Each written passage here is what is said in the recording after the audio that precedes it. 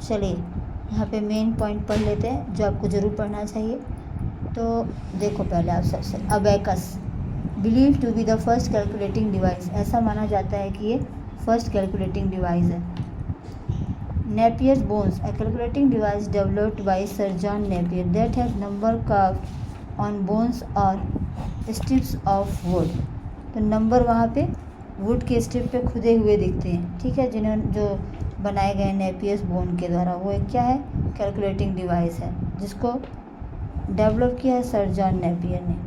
दूसरा है Pascaline, the first mechanical calculator है, इन्वेंटेड बाय ब्लेस पास्कल, जिसको किसने इन्वेंट किया है, ब्लेस पास्कल ने। Difference engine, first mechanical computer invented by Charles Babbage, इसको चार्ल्स बेबेज ने क्या किया है, इन्वेंट किया है, किसको, डिफरेंस इंजन को। Analytical engine first general purpose computer है, इन्वेंटेड बाय चार्ल्स बेबेज, ये भी चार्ल्स बेबेज के द्वारा इन्वेंट किया गया है। ENIAC electronic numerical integrator and computer, ये इसका फुल फॉर्म है। फिर देख सकते हैं आप EDSAC, electronic delay storage automatic calculator. EDVAC का फुल फॉर्म है electronic discrete variable automatic computer. UNIVAC का फुल फॉर्म है universal automatic computer. Artificial intelligence, जो आजकल बहुत ही प्रचलन में है, वो क्या, a branch of computer, computer की एक शाखा है कंप्यूटर साइंस की, that aims to create computer that can think behave and react. वो ऐसा एम है उनका कंप्यूटर बनाने का कि जो सोच सके, बिहेव कर सके और रिएक्ट भी कर सके in the same ways as human do, जैसे ह्यूमन करते हैं वैसे वो बिहेव कर सके। Diligence, the ability of the computer to work efficiency and accurately over a long period of time. तो डिलीजेंस का मतलब होता है बेटा, जो कंप्यूटर का काम करने की योग्यता होती है, कि उसमें इफिशियंसी भी और एक्यूरेसी भी हो लॉन्ग पीरियड तक, उसे हम डिलीजेंस कहते हैं। Versatility, ability to perform different types, अलग अलग टाइप को वो परफॉर्म कर सके, अलग अलग जॉब को वो परफॉर्म कर सके, दिखा सके, वो वर्सेटैलिटी। मल्टीपल मतलब मल्टीपल काम वो परफॉर्म कर सकता है, कह सकते हैं। इन्वेंटेड द, अब इधर देखिए sir, characteristics of computer, computer can be perform both basic and complex operation at very high speed. Computer क्या कर सकता है, परफॉर्म कर सकता है कौन कौन से, बोथ बेसिक और कॉम्प्लेक्स ऑपरेशन, बहुत ही हाई स्पीड पे। It has high accuracy, high accuracy होती है। लार्ज स्टोरेज कैपेसिटी होता है। It does not suffer for boredom, ये बोर्डम से सफ़र नहीं करता। It can perform different type of job efficiently, बहुत ही इफिशिएंटली अलग अलग जॉब को परफॉर्म करता है।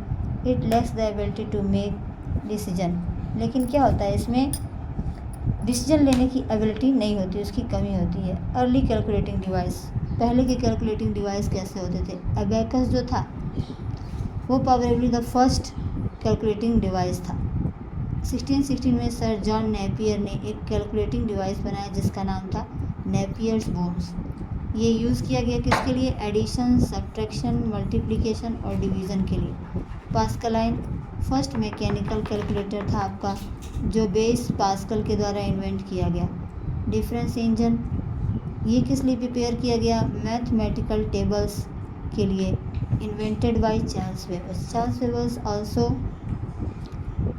Invented the analytical engine, the first general purpose computer. Evolution of computer, क्या क्या इवोल्यूशन हुआ इसमें, कंप्यूटर आज classified into different generation based on the technology used. Technology के बेस पे अलग अलग जनरेशन में कंप्यूटर को क्लासिफाइड किया गया है।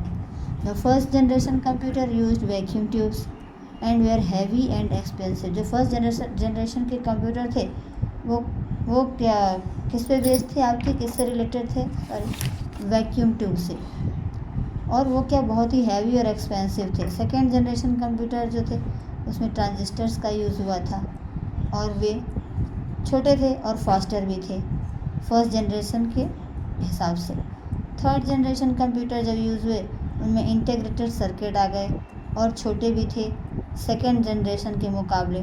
फोर्थ जनरेशन के कंप्यूटर ये माइक्रो प्रोसेसर आ गए जिसमें हैव मच इम्प्रूव, बहुत ज़्यादा इम्प्रूवमेंट हो गया कंप्यूटिंग पावर में, और हाई स्टोरेज कैपेसिटी भी हो गई उनके अंदर।